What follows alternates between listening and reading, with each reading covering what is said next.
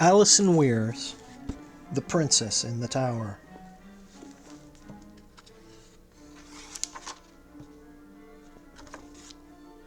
Foreword. If the world is not altogether a better place, at least we are more tender-hearted than we used to be. Readers of this book will care as much about two small boys foully done to death as the identity of their murderer.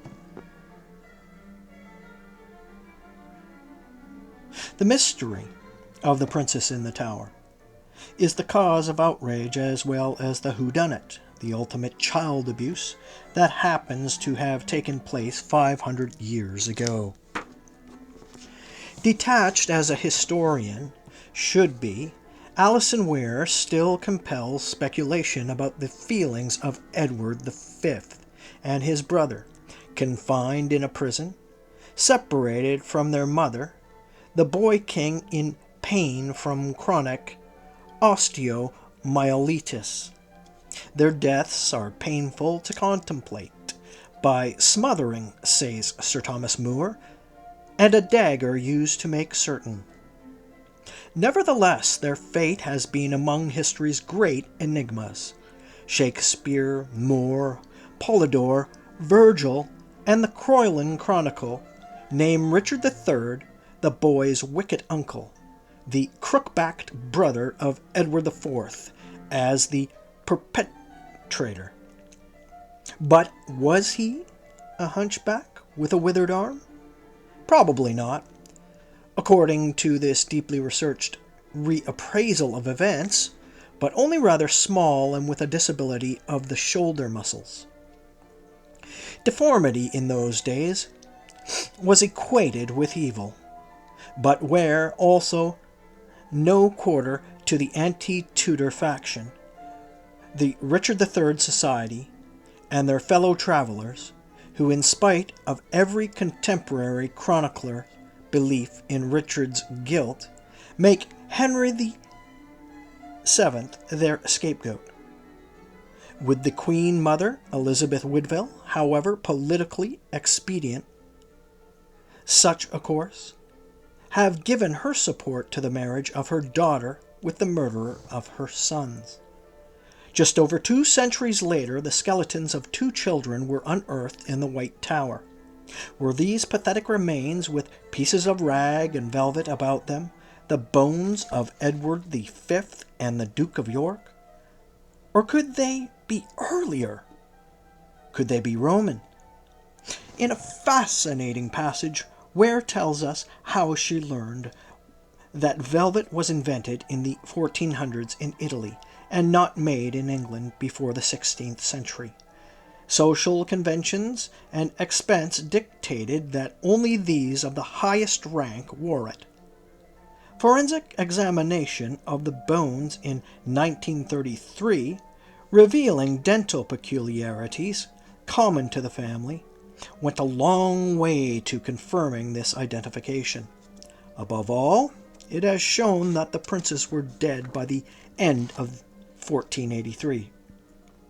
Geographically and circumstantially, Henry could not have been guilty, and who else was there? Ruth Rendell. Preface. This is a book about the deaths in tragic circumstances of 2 children.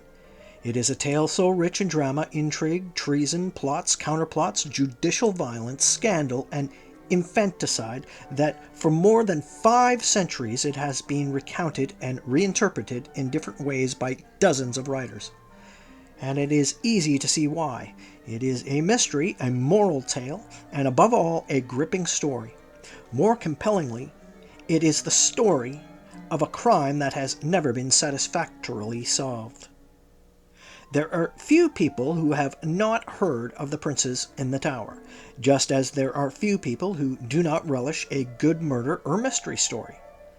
In the case of The Princess, we have an especially fascinating mystery, not only because they were royal victims who lived in a particularly colorful age, nor because there are plenty of clues as to their fate, but because speculation as to what happened to them has provoked controversy for so many hundreds of years. Even today, the battle still rages between those who believe that the princes were murdered by their uncle Richard III and the revisionists who have forwarded several attractive theories to the contrary. It has to be said at the outset that it is unlikely that the truth of the matter will ever be confirmed by better evidence than we already have. We are talking about a murder that was committed in the strictest secrecy half a millennium ago, in a period for which sources are scanty and often evasive. It is true that documents occasionally come to light which add yet another tiny piece to this extremely complex jigsaw puzzle, but a historian can rarely hope to produce in such a case the kind of evidence that would convince modern court of law of the identity of the murderer. The historian's job is to weigh the evidence available, however slender and circumstantial, and then, on a balance of probabilities, reconstruct what probably happened. Thus are history books written, and we should not hope for anything better.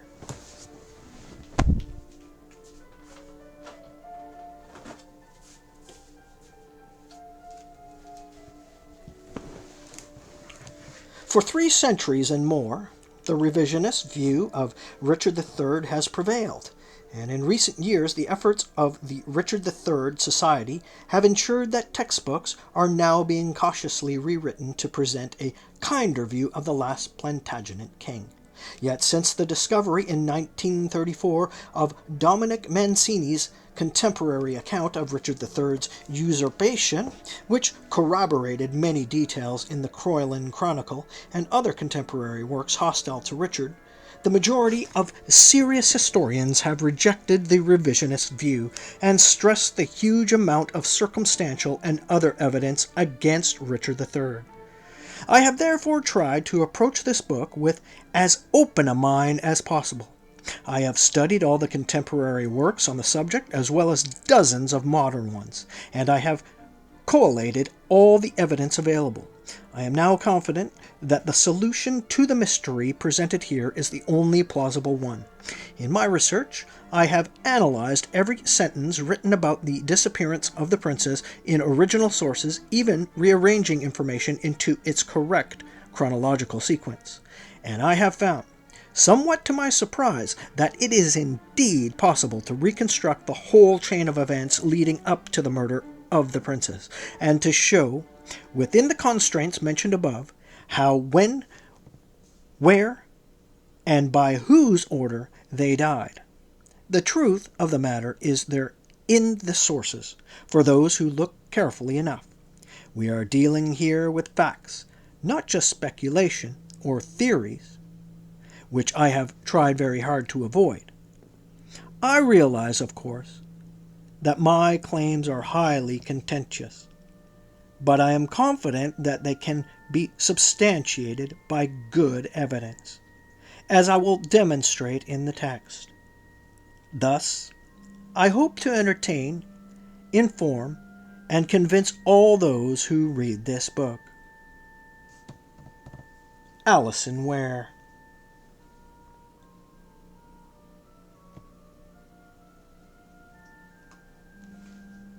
Acknowledgements. I should like to acknowledge my gratitude to the following: Pamela Tudor Craig, Lady Wedgwood, for permission to use material from her splendid and informative catalogue for the National Portrait Gallery 1973 exhibition on Richard III. Mr. Brian Spencer for allowing me to use information printed in that catalogue and deriving from his unpublished manuscript about the inmates of the minorities. The Archaeological Research Centre in York for allowing me to use the services of their textiles expert. I should also like to acknowledge my indebtedness to the works of the late Professor Charles Ross and that of Mr. Desmond Seward, which were a constant inspiration. I must also express my gratitude to my editor, Jill Black, for her constant encouragement and for some extremely helpful suggestions on chronology and dates, especially in relation to Gloucester's coup of April 1483. Gratitude is also due to my agent, Julian Alexander, for his unflagging enthusiasm, and to my husband, Rankin, and children, John and Kate, for their forbearance over the last 2 years. Lastly, I must stress that while all these good people have given valuable assistance with this book, the end product is entirely my own and reflects my conclusions, not theirs.